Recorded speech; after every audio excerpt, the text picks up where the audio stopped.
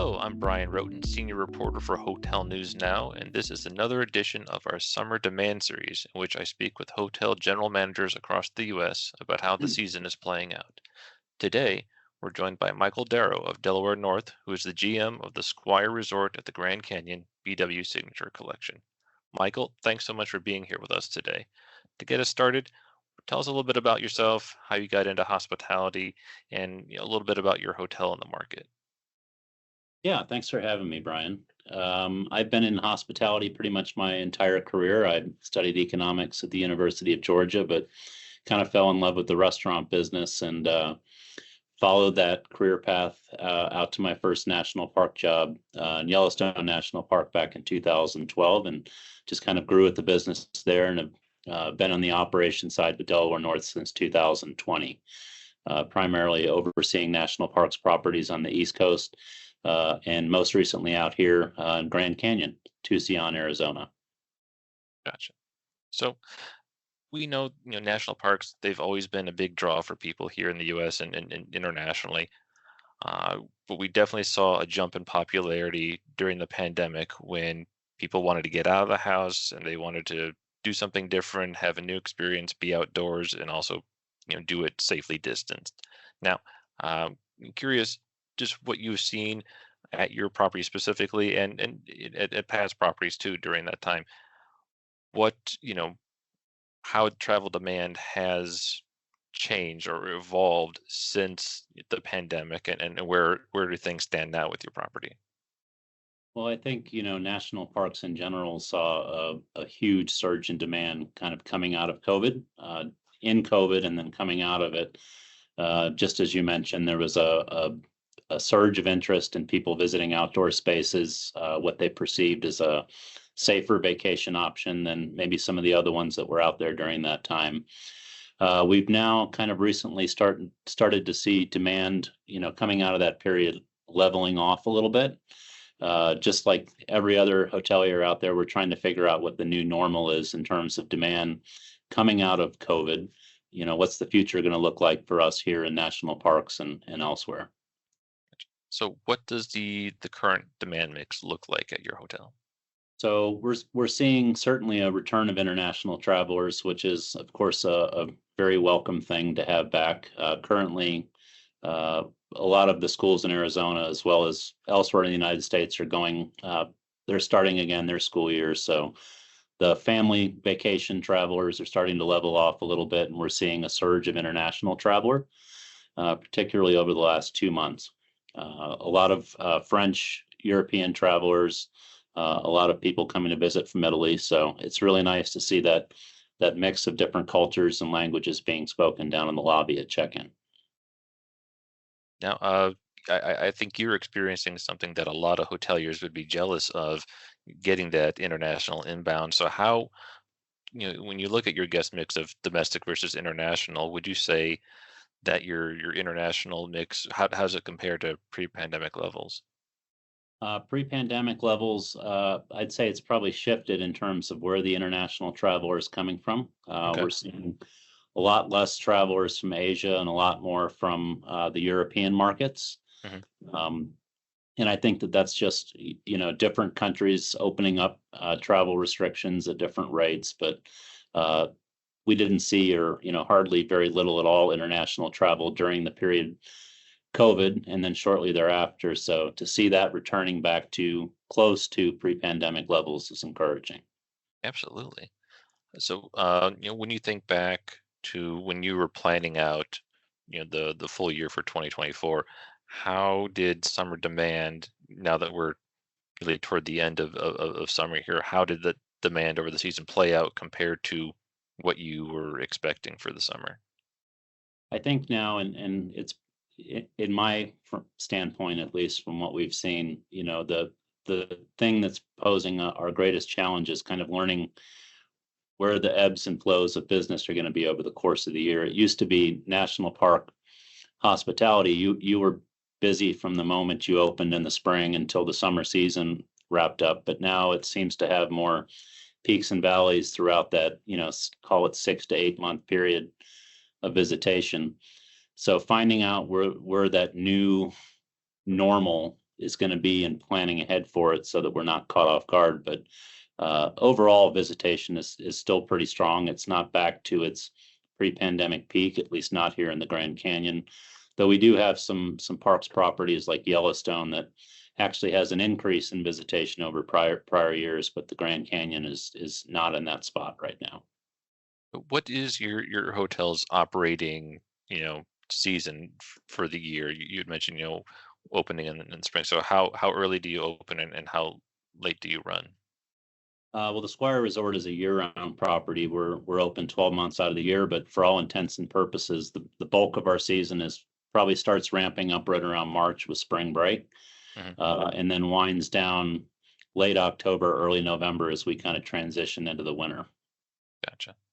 So, as we're recording this right now, we've got the Labor Day weekend ahead of us. So I'm curious, just how's the holiday weekend lining up for you, and just the rest of what we would consider to be, you know, the summer season. Now that we're looking into September here, how is that?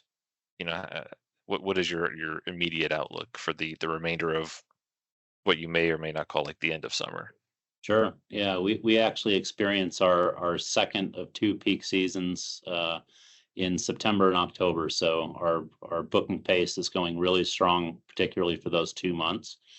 We're looking to and hoping to sell out certainly during periods second half of September and through October as the weather kind of cools off a little bit here in Arizona. The hiking season ramps up and we get a lot of those older travelers, retirees, international visitors that come to the canyon really to enjoy the fall weather.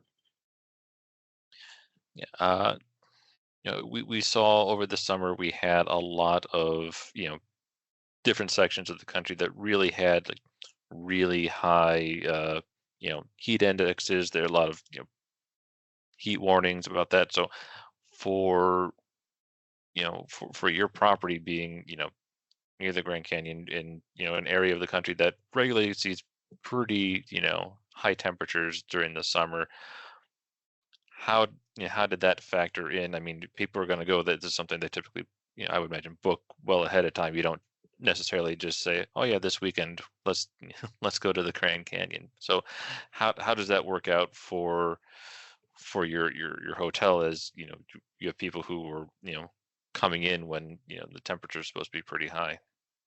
I think really that's a misconception about the Grand Canyon area. I Hmm. think that anybody elsewhere in the country that's reading news stories about Arizona, most of those stories are primarily focused on the heat indexes of Phoenix, which are awful. You get off a plane in Phoenix and it's 115 degrees, but we're Yeah, actually a few hours north of Phoenix at a much higher elevation, so the temperature is much more moderate here compared to Phoenix. And I think most people are pleasantly surprised when they get here.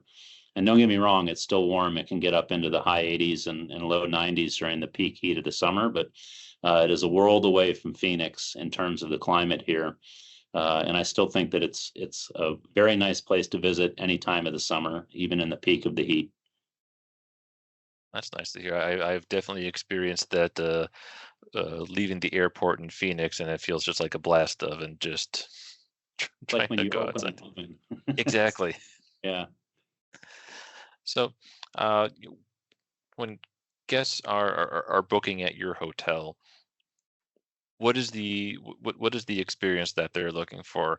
Would you like are majority of them, are they looking to go visit the canyon? Are they what are they looking for, and what what has changed about their expectations over the years?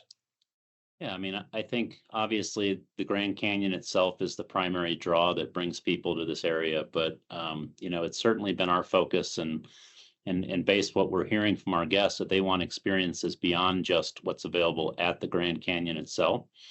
So, when you're looking at all the property amenities that we have available here at the Squire and some of our other parks properties, it's selling people not just a hotel room. It's we're gonna sell them an experience, whether that's the addition of e-bike rentals or guided hiking tours, helicopter tours over Grand Canyon, Hummer tours of the backcountry terrain of Grand Canyon, as well as a plethora of on-site dining options that really complete the whole resort experience when they come to visit us.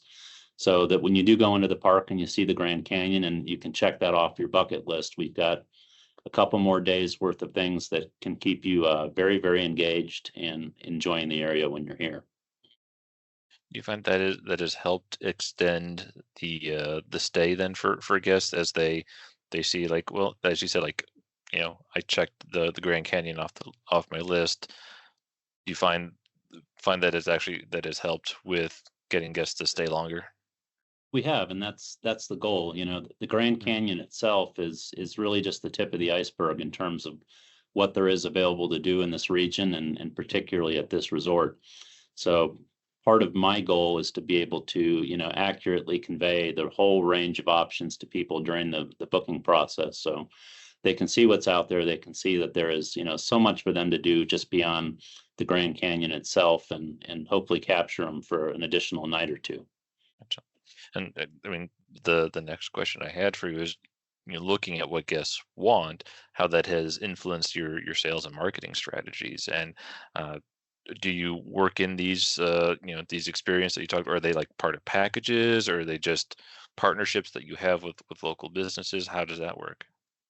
All the above. And I think a lot of it that we've seen a lot of success with is not just marketing.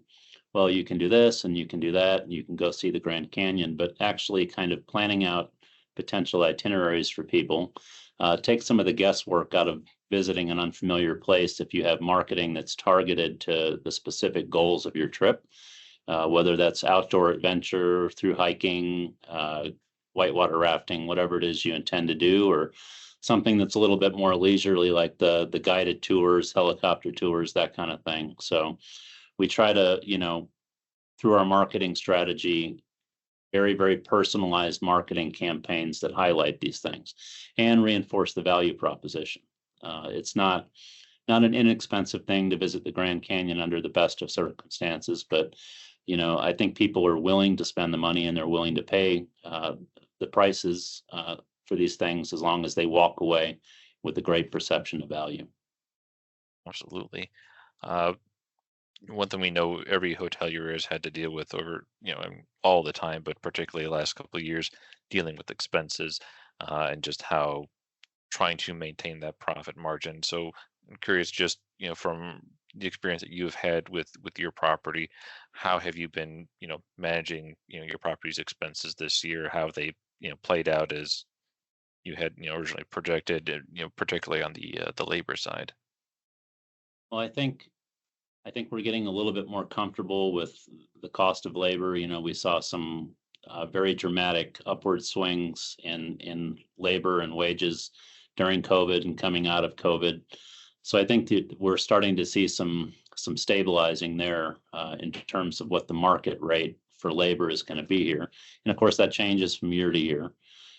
Same thing when it comes to other supply chain items, cost of sales items, the cost of food for our restaurants, the cost of supplies for our hotel rooms. Certainly, we've seen a vast improvement in supply chain disruptions. All those kind of things impact pricing, drive the price and cost of doing business up for us. So while it is substantially higher than it was pre-COVID, I think that we're getting a little bit more comfortable with the level that things are at, and thus more comfortable kind of projecting what our costs are going to be over the year. Now, we touched on just a little bit earlier as far as the outlook, heading into the end of summer here. But I'd like to hear just what your outlook is for the remainder of the season that you're open, or well, the remainder that you're going to have this season into the winter, and then as you look to demand really starting to come back in March.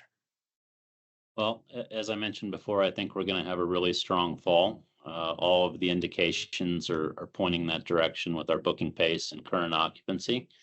So, our goal really is just to be operating at 110% and be ready to kind of to make hay while the sun shines when those visitors are with us. And then transitioning into the off season, we're always looking for creative ways to kind of boost that off season or shoulder season business. Hmm. How many people that probably wouldn't travel to the Grand Canyon in December with the snow and the cold temperatures, but they might come in November when it's a little bit milder and more seasonal. So how do we capture that business? That's kind of where our focus is turning now as we get closer to the September and October filling up, and we're more comfortable with where occupancy is going to finish. We can turn our attention to the shoulder season in winter. Gotcha. Well, Michael, thank you so much for taking the time to speak with us today, and thank all of you for listening. Stick with Hotel News Now for further coverage.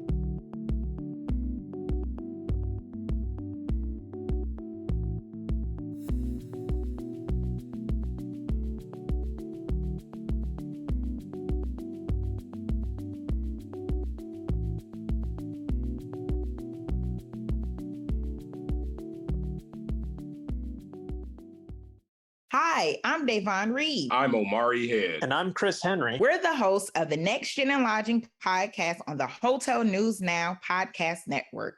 It's a monthly show in which we interview a new generation of hoteliers to get their insights into a variety of disciplines and topics, from finance to food and beverage and hotel operations. Listen to us on Spotify, Google, Apple Podcasts, or wherever you get your podcasts.